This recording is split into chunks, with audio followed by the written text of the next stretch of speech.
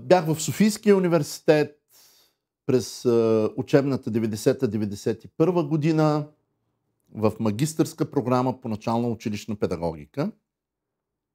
Преди това бях завършил Шуменския педагогически институт в специалност начална училищна педагогика и руски език. И веднага като се дипломирах, дойдох на специализация в Софийския университет на магистърско обучение. Тогава се запознах и с професор Мирослав Янакиев. И по това време, през 1991 година, експериментално се въвеждаше обучението по турски език в България. Имаше една жена, доцент Розалина Новачкова, тя беше заместник министър на образованието, а Енчо Герганов, професор Енчо Герганов, беше другият заместник министър, който отговаряше за висшето образование. Но разговорът протече при Розалина Новачкова в Министерството на образованието. Там ме поканиха и ме включиха в експеримента като експерт, знаеш турски език, и аз трябваше да оценявам писменните работи на децата турчета. Експериментът се водеше в 18 училища в страната, въвеждаше се обучението по турски език. Тогава аз казах на професор Янакиев: добре, сега въвеждаме обучение по турски език, а защо не въвеждаме и обучение по ромски език, защото имаме и ромчета.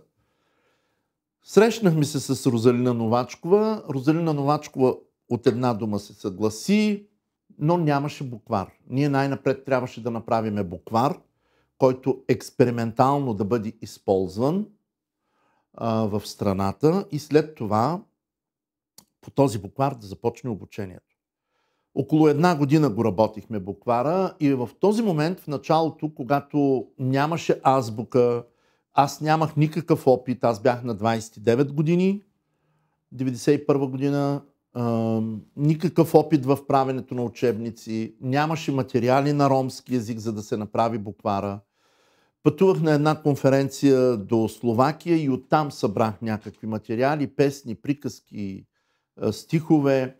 Тук се запознах с много роми, активисти, така, интелигенция ромска, които също ми дадоха стихове, разкази, приказки. И по този начин направих първия макет на буквара. Идеята, която подсказа професор Янакиев тогава, беше, че този буквар трябва да бъде на два ромски диалекта, най-малко, и съответно превода на български език. Разбира се, аз не можех да преценя сам какви да бъдат тия два ромски диалекта и решихме, че единият диалект ще бъде влахичкият диалект, който се говори в България, защото Стоянка Соколова говореше този диалект, а другият диалект беше ерлийският диалект, който се говореше от Мануш Романов, от Петър Георгиев. И по този начин, всъщност на едната страница имаше от едната страна текст, който е на два ромски диалекта, а другата страна на страницата беше превод на български. Учебникът беше двуезичен. И първоначалната идея с този учебник беше, че ние ще подпомагаме усвояването на български език чрез майчиния език, чрез родния език на децата. И за това, всъщност, ние бяхме първите в Европа по това време, 91-92 година, които създадоха такъв буквар. До този момент в Европа нямаше създадени никакви буквари по ромски език. След нас първи, които създадоха подобен буквар, бяха чехите. В Чехословакия Милена Хюбшманова, след което румънците Георги Сарао, след което македонците, и в Гърция имаше някакъв опит за кратко време, използвайки нашия буквар, нашия опит да създадат такава научна методическа литература. Преди букварът да бъде отпечатан, ние проведохме експериментални открити уроци в редица градове на страната. Например, един много голям открит урок беше проведен в Кюстендил. Лиляна Ковачева тогава беше начална учителка, тя изнесе урока. Беше проведен урок в Шумен, беше проведен урок в Видин. По този начин ние популяризирахме идеята на буквара, за обучението по ромски език и търсихме обратна връзка дали този буквар ще работи и доколко работи. Всъщност получи се една огромна еуфория сред ромската общност. Почти всички ромски активисти в страната бяха емоционално по някакъв начин обвързани с тази идея да се преподава ромски език, да се изучава ромски език. Буквара беше публикуван през 1993 година.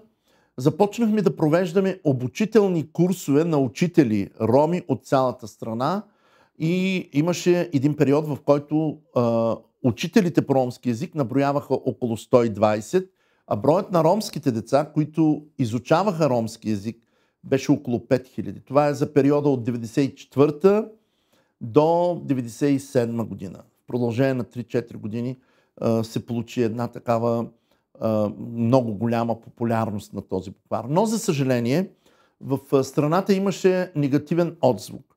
Някои от родителите не желаяха децата им да изучават ромски език. Директорите на училищата забраняваха на учителите по ромски език да влизат в училищата и да преподават ромски език. Получи се една такава конфликтна ситуация, независимо от това, че Министерството на образованието разрешаваше, официално беше въведено обучението по ромски език 4 часа седмично, по 45 минути от 1 до 8 клас. В страната на отделни места имаше проблеми. Не се възприе много положително това. През 1997 година настъпи смяна на правителството. На власт бяха дошли отново комунистите и тогава имаше един заместник-министър, Иван Юрданов. Министър беше Илчо Димитров. Професор Илчо Димитров, историк, известен в България. Той, всъщност, заместник-министъра ми каза, че от тук нататък няма да говорим за обучение по ромски език. На циганите не им трябва да знаят майчиния си език, а ще говорим за това да ги събираме децата в училище. И ми каза буквално, това му бяха думите, ти трябва да ходиш на Централна гара и да събираш тези деца, които дишат лепило, да дойдат тук да влязат в училище. И аз му казах, много благодаря, това няма да се случи. Ето ви моята оставка и аз напуснах работата си като експерт по ромски език 1997 година.